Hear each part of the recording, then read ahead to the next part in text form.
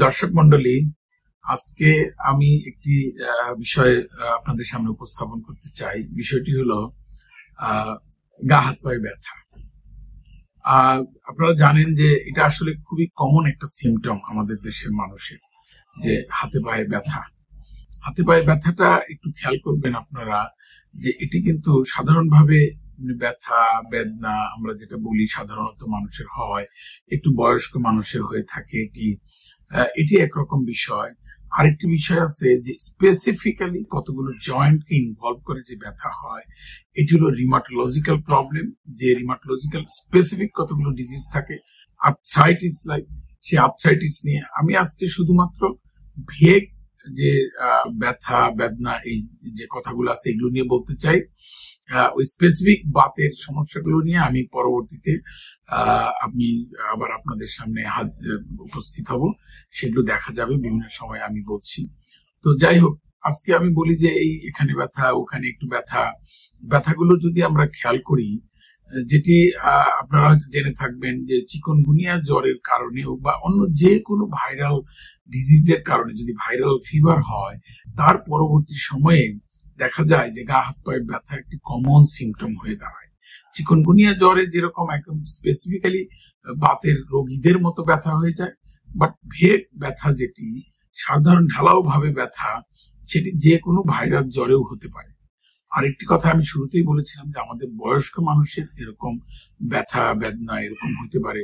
মনে করেন অনেকক্ষণ বসে আছে, একজন মানুষ শুয়ে আছে, উঠতে গেল, দেখা গেলো যে ব্যথা আর উঠতে পারতেছে না, কাতরাচ্ছে, এটা এক ধরনের ব্যথা। অথবা বয়স্ক মানুষের একটি জয়েন্ট ফুলে গেল, ওই পার্টিকুলার জয়েন্টেই ব্যথা, যেমন নি জয়েন্ট হাঁটুতে, অথবা হাতের ছোট যে কোনো একটা দুটা জয়েন্টে এরকম ব্যথা হইতে পারে। সেগুলো আসলে বয়স্ক মানুষের যদি এরকম ব্যথা হয়, সেটির কারণ হলো অস্টিওআর্থ্রাইটিস। ওটা আসলে একটা বিশেষ ধরনের ব্যথা।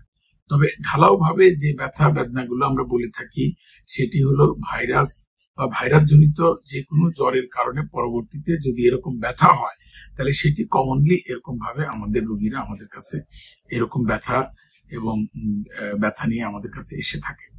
যাই হোক, এটির জন্য আসলে খুব বিশেষ কোনো কিছু করার প্রয়োজন নাই। আপনারা ব্যথানাশক স্পেশালি প্যারাসিটামল ওষুধ খেলেই দেখা যায় ভালো হয়ে যায়। তবে এই যে রোগীরা যখন বলে যে আমার ব্যথা এখানে ব্যথা ওইখানে ব্যথা, এটি যদি একটি বয়স্ক মানুষ বলে এবং সঙ্গে যদি অত্যন্ত দুর্বল থাকে, উনি ওই রোগীটা যদি খুব দুর্বল থাকে, তখন আমাদের কয়েকটা জিনিস খেয়াল রাখতে হয়। আমি এগুলো আসলে ঢালাও ভাবে সাধারণ মানুষকে বললে অনেকেই ভয় পেয়ে যাবে।